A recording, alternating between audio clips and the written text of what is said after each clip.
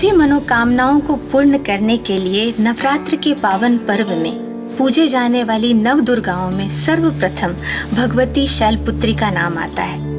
कहते हैं कि इन्होंने अपने पूर्व जन्म में भगवान शंकर को प्राप्त करने के लिए गहन तपस्या की थी। इसी दिन से योग साधना का प्रारंभ माना जाता है। तो आए हम भी योग साधना के पथ पर अग्रसर हों। नवरात्र के दूसरे दिन माँ दुर्गा के ब्रह्मचारिणी रूप की आराधना होती है। आज के दिन माता का ध्यान ब्रह्मा के उस दिव्य चेतना का बोध कराता है जो हमें पथभ्रष्ट, कलुषित जीवन व चारित्रिक पतन से मुक्ति दिलाती है। तो मित्रों, आइए हम मनसा वाचा कर्मणा पवित्रता को जीवन में अपनाएं। नवरात्रि के तीसरे दिन माँ चंद्र घंटा की पूजा की जाती है। माता के माथे पर घंटे आकार का एक अर्धचंद्र है, जिस कारण उन्हें चंद्र घंटा कहा गया है। माता की उपासना से दिव्य वस्तुओं के दर्शन होते हैं, दिव्य सुगंधियों का अनुभव और विविध प्रकार की अलौकिक ध्वनियाँ सुनाई देती हैं। तो अब आइए मित्रों, अलौकिकता को अपने जीवन में शामिल करें। भगवती माँ दुर्गा के चौथे स्वरूप का नाम कुष्मांडा है। कहते हैं जब सृष्टि का अस्तित्व नहीं था, चारों ओर अंधकार ही अंधकार व्याप्त था, तब माँ कुष्मांडा ने अपनी मंद हंसी से ब्रह्मांड की रचना की थी। अर्थात ब्रह्मांड को उत्पन्न करने के कारण ही उन्हें कुष्मांडा देवी के नाम से जाना जाता है। हम ब्रह्मांड की रचना तो नहीं कर सकते, लेकिन हाँ, अपने नवजीवन की रचना तो अवश्य कर सकते हैं। तो आए क्यों न इसकी शुरुआत करें। माँ दुर्गा के पांचवें स्वरूप को स्कंद माता के नाम से जाना जाता है। स्कंद कुमार अर्थात कार्तिकेय की माता होने के कारण माँ दुर्गा के पांचवें स्वरूप को ये नाम स्कंद माता प्राप्त हुआ है। माँ के इस रूप की पूजा करने से भक्तों को मोक्ष की प्राप्ति होती है। माँ भक्तों को सर्व दोषों और पापों से मुक्त कर देती हैं।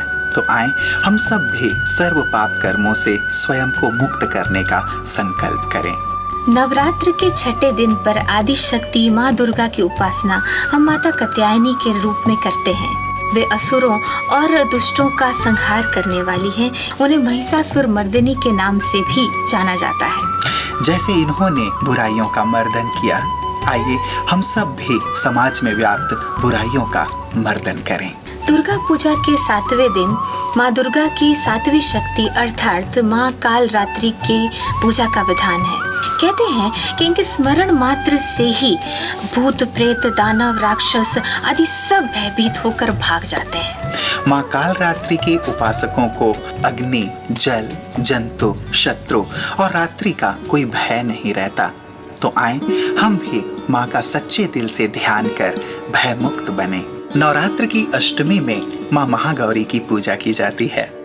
भक्ति और श्रद्धा से माता की इस दिन पूजा वंदना करने पर माता अपने भक्तों को धन धान्य से भरपूर करती है और इसीलिए ही माँ महागौरी को माँ अन्नपूर्णा के नाम से भी जानते हैं। इस दिन माता की पूजा में कन्या पूजन और उनके सम्मान का विधान है। तो न केवल आज के दिन हम कन्याओं माताओं का सम्मान करें, बल्कि आजीवन उनका सम्मान करने का प्रण करें। नवरात्र के अष्टमी में माँ महागौरी की पूजा होती है। नवरात्र के नववें दिन माँ दुर्गा की नवमी शक्ति और भक्तों को सर्व प्रकार के सिद्धियां प्रदान कराने वाली माँ सिद्धिदात्री की पूजा का विधान है। तो क्यों ना माँ की आराधना कर हम भी सर्व सिद्धियां प्राप्त करें। आपका जीवन सुख, शांति, समृद्धि और सफलता से परिपूर्ण हो। इस नवरात्रि में यही हमारी आप सबके लिए मंगल कामना है।